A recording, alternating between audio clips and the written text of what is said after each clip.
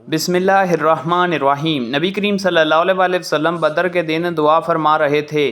اس وقت آپ صلی اللہ علیہ وسلم ایک خیمہ میں تشریف فرما تھے کہ اے اللہ، میں تیرے عہد اور تیرے وعدے کا واسطہ دے کر فریاد کرتا ہوں، اے اللہ اگر تو چاہے تو آج کے بعد تیری عبادت نہ کی جائے گی۔ اس پر حضرت ابو بکر رضی اللہ تعالیٰ عنہ نے آپ صلی اللہ علیہ وسلم کا ہاتھ پکڑ لیا اور عرض کیا، بس کیجئے اے اللہ کے رسول۔ آپ صلی اللہ علیہ وسلم نے اپنے رب کے حضور میں دعا کی حد کر دی ہے۔ آپ صلی اللہ علیہ وسلم اس وقت زرہ پہنے ہوئے تھے۔ آپ صلی اللہ علیہ وسلم باہر تشریف لائے تو زبان مبارک پر یہ آیت تھی۔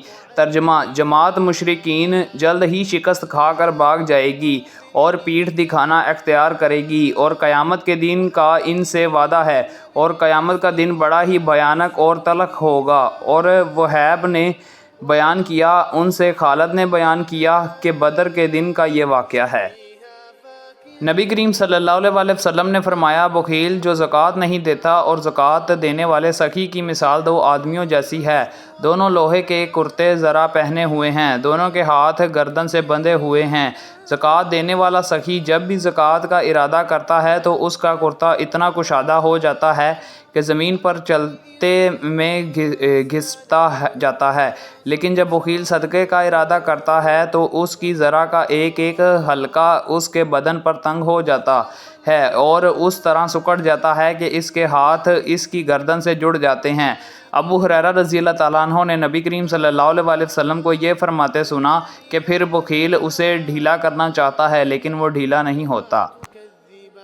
حدیبیہ کے موقع پر میں نے رسول اللہ صلی اللہ علیہ وسلم سے بیعت کی، پھر ایک درخت کے سائے میں آ کر کھڑا ہو گیا۔ جب لوگوں کا ہجوم کم ہوا تو آپ صلی اللہ علیہ وسلم نے دریافت کیا، ابن علا کو کیا بیعت نہیں کرو گے؟ انہوں نے کہا، میں نے عرض کیا، یا رسول اللہ میں تو بیعت کر چکا ہوں۔ آپ صلی اللہ علیہ وسلم نے فرمایا، دوبارہ اور بھی، چنانچہ میں نے دوبارہ بیعت کی۔ یزید بن ابی عبید اللہ کہتے ہیں کہ میں نے سلمہ بن علا کو رضی اللہ تعالیٰ عنہ سے پوچھا، ابو مسلم اس دن آپ حضرات نے کس بات پر بیعت کی تھی؟ کہا کہ موت پر۔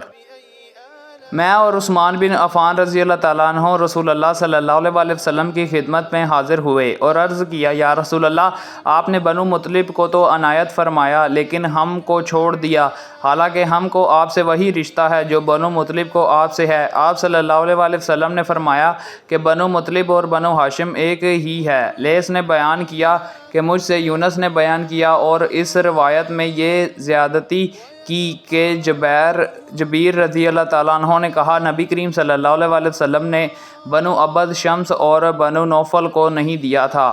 اور ابن اسحاق صاحب مغازی نے کہا ہے کہ عبد شمس ہاشم اور مطلب ایک ماں سے تھے اور ان کی ماں کا نام عاتقہ بن مرہ تھا، اور نوفل باپ کی طرف سے ان کے بھائی تھے، ان کی ماں دوسری تھیں۔